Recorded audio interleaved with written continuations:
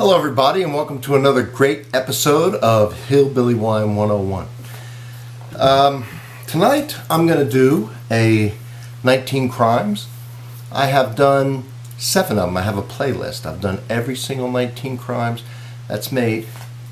This one is the 19 Crimes, The Punishment. Pinot Noir, 2017, 13.5% ABV, there it is. This label, by the way, is augmented reality. If you download an app on your phone and you put it up against this label,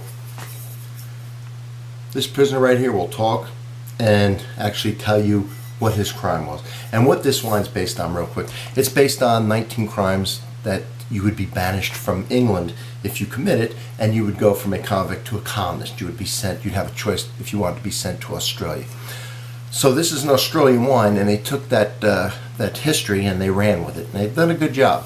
I like the black bottle, keeps out the light, and it looks nice. And this bottle cost me $12.49.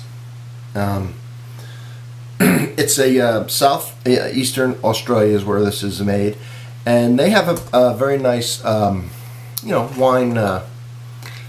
culture. I won't say wine culture, but certainly wine industry in Australia. Now, Pinot Noir, if it's grown in a certain part of France, is Burgundy. That's what Burgundy is. It's Pinot Noir, grown in the Burgundy region of France. And when it's grown in France, it tends to be very earthy, like kind of woodsy, with the fruit in the back.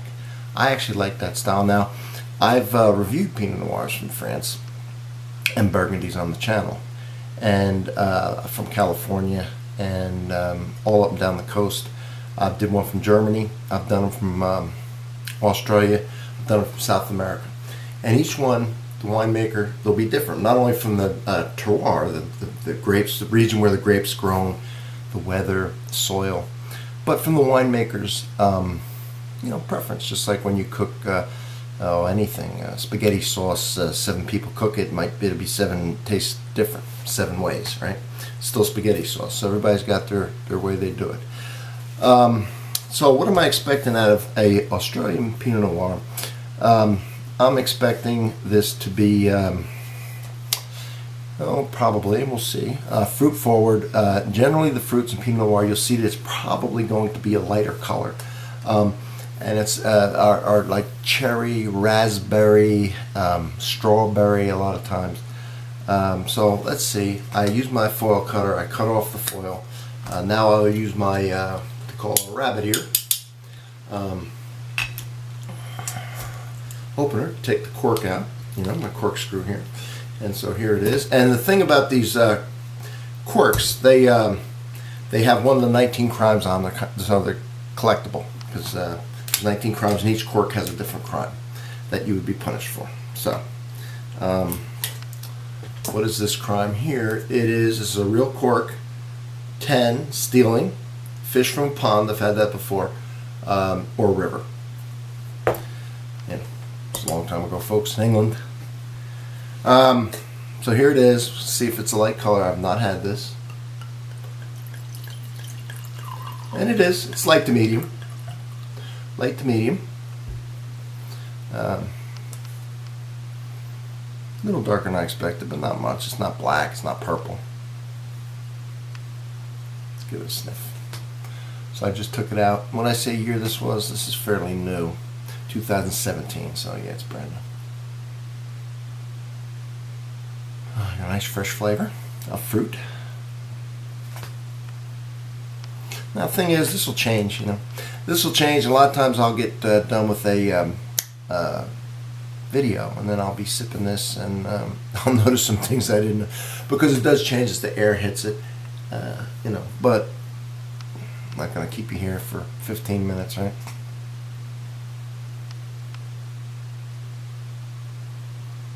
I said ABV on this, 13.5%. A lot of these wines in 19 Crimes for the money are a nice value. They really are. There were some that I really liked, and none that I didn't like.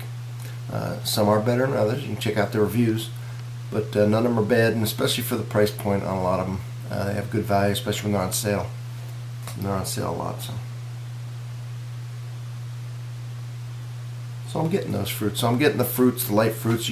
I don't get strawberry in this so much. I get the raspberry. I would say I try and pick out the dominant flavors I think you all will smell. You might smell strawberry. So raspberry. Let's see if I get any cherry. I almost always get cherry. I'm going to say raspberry right now. This could change. This has been just opened. I didn't decant it, which I probably should have. But so let's give it a taste.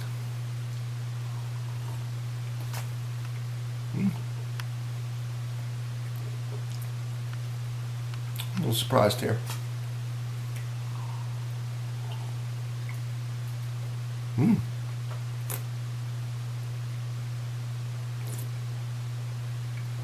Pleasantly surprised. It's got a great taste when it first hits your tongue. I'm tasting like almost a cedar and spice, like a sliced bit of a cinnamon and cedar, which I'm a little surprised that's the first thing I taste, and then that is followed by almost a sweetness. There's no sugar. It's not a sweet wine, but I don't eat a lot of sugar, so I'm real sensitive to picking it out. To me, a piece of fruit is unbelievably sweet because I don't add sugar to anything. I try not to eat any kind of too much junk. So I'm pretty sensitive to picking out sugar. So anyway, this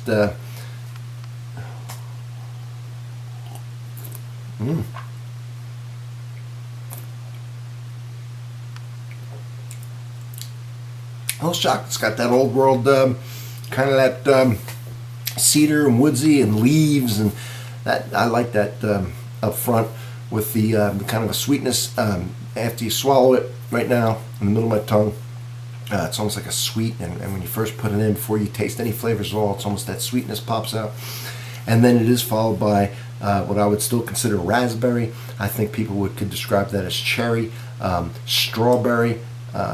I mean, you wouldn't be wrong on any of it if it reminded you of any of those fruits. Everybody's tongue is a little different. Everybody's bottle be opened. You might aerate it. It might be a different year. So it does change a little bit. You might taste plum. It's hard to say. You will taste fruit. I've had some people say that wines that really thought were fruity, that they couldn't taste the fruit. I don't know. It jumps out at me, man. If you don't taste the fruit, maybe eat the fruit, and then drink the wine and see. You know, I don't know. I don't know really what to. You know, I have had kits to where you put drops of different things into water, and it has the tannin and the acidity and oak and probably 50 different kind of flavors, which helps you pick it out of the wine then. But I think everybody's had fruit before, so I don't know. If you don't taste the fruit, you might have a stone palate. I think you could develop it, and you can enjoy it anyway, whatever but I'm surely you'll get the fruit out of it.